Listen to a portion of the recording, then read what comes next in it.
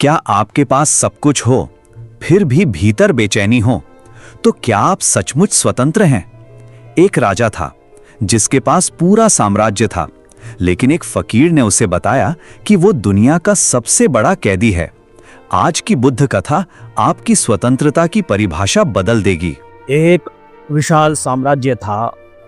सोने से चमकते महल, हजारों सैनिक, अनगिनत सेवक और उस साम्राज्य का एक शक्तिशाली राजा। उसके पास वह सब कुछ था जिसका लोग केवल सपना देखते हैं। धन, शक्ति, सम्मान और अधिकार। लेकिन एक रात कुछ ऐसा हुआ जिसने उसके पूरे जीवन की नींव हिला दी। उस रात राजा सो नहीं पा रहा था। महल में सब कुछ शांत था, लेकिन उसके भीतर एक तूफान चल रहा था। वह अपने कक्ष से निकला और अकेला महल की छत पर जाकर खड़ा हो गया। नीचे पूरा राज्य सो रहा था, लेकिन राजा की आंखों में नींद नहीं थी। अचानक उसकी नजर महल की दीवार के बाहर गई। एक फकीर सड़क किनारे लेटा हुआ था। फटे कपड़े, ना कोई धन, ना कोई सुरक्षा, ना कोई सैनिक। फिर भी वह इतनी गहरी नींद में सो रहा था मानो संसार की सारी शांति उसी के पास हो। राजा उसे देखता रहा और पहली बार उसके मन में एक अजीब प्रश्न उठा। जिसके पास कुछ नहीं है वह इतना शांत कैसे है, और जिसके पास सब कुछ है वह बेचैन क्यों है? अगली सुबह राजा ने सैनिकों को आदेश दिया, उस फकीर को महल में लाया जाए। फकीर आया, लेकिन उसके चेहरे पर न डर था, न उत्सुकता, न सम्मान पाने की इच्छा। वह वैसे ही खड़ा था जैसे कोई हवा के साथ चलता हुआ यात्री हो। राजा ने पूछा, क्या तुम्हें पता है तुम किसके सामने खड़े हो? फकीर मुस्कुराया और बोला, हाँ, एक ऐसे व्यक्ति के सामने जिसे पूरी दुनिया स्वतंत्र समझती है। राजा चौंक गया।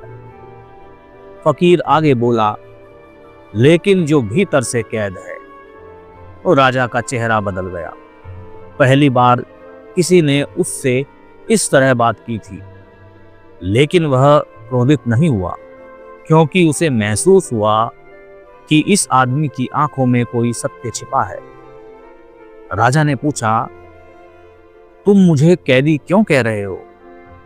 फकीर बोला, क्या तुम जब चाहो राजपाट छोड़ सकते हो? राजा चुप रहा। क्या तुम अपने मुकुट के बिना जी सकते हो? राजा चुप रहा। क्या तुम अपनी प्रशंसा के बिना खुश रह सकते हो? राजा फिर चुप रहा। फकीर मुस्कुराया और बोला, देखो, तुम्हारे चारों ओर सोने की दीवारें हैं और मेरे चारों ओर खुला आकाश। लोग मुझे गरीब कहते हैं, लेकिन मैं स्वतंत्र हूं, और लोग तुम्हें राजा कहते हैं, लेकिन तुम बंधे हुए हो। उस रात राजा फिर सो नहीं पाया। वह महल में घूमता रहा और पहली बार उसे अपने बंधन दिखाई देने लगे। उसे दिखाई दिया कि वह सिंहासन का गुलाम है, सम्मान का गुलाम है, प्रशंसा का गुलाम है, डर का गुलाम है। उसने पूरी जिंदगी स्वतंत्रता को गलत समझा था। उसे लगता था स्वतंत्रता का मतलब है जो चाहो वह कर सको, लेकिन अब उसे समझ आने लगा कि सच्ची स्वतंत्रता का मतलब है जिसके बिना भी तुम शांत रह सको। कुछ दिनों बाद राजा फिर फकीर के पास गया और बोला, मुझे स्वतंत्र होना है। फकीर हंसा और बोला, तुम पहले से स्वतंत्र हो, बस तुम्हें अपने बंधनों से प्रेम हो गया है। राजा ने पूछा, फिर मैं क्या करूं? फकीर बोला, देखो, बस देखो। जब सम्मान की इच्छा उठे उसे देखो, जब प्रशंसा की भूख उठे उसे देखो, जब डर पैदा हो उसे देखो। उसे दबाओ मत, उससे लड़ो मत, सिर्फ देखो। राजा ने वैसा ही किया। धीरे धीरे वह बदलने लगा। अब कोई उसकी आलोचना करता तो वह पहले जैसा बेचैन नहीं होता। कोई उसकी प्रशंसा करता तो वह पहले जैसा उत्साहित नहीं होता। उसके भीतर एक नया आकाश जन्म लेने लगा और एक दिन उसे अचानक समझ आया कि स्वतंत्रता बाहर नहीं, भीतर होती है।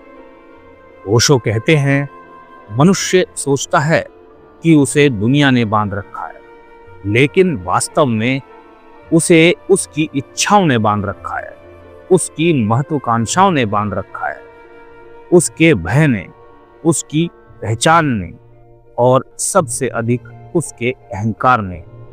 जिस दिन मनुष्य इन बंधनों को पहचान लेता है, उसी दिन स्वतंत्रता की यात्रा शुरू हो जाती है। क्योंकि सच्ची स्वतंत्रता किसी जेल से बाहर आने का नाम नहीं है। सच्ची स्वतंत्रता अपने ही मन की जेल से बाहर आने का नाम है। और जिस दिन मन की जेल टूट जाती है, उसी दिन मनुष्य पहली बार वास्तव में स्वतंत्र होता है।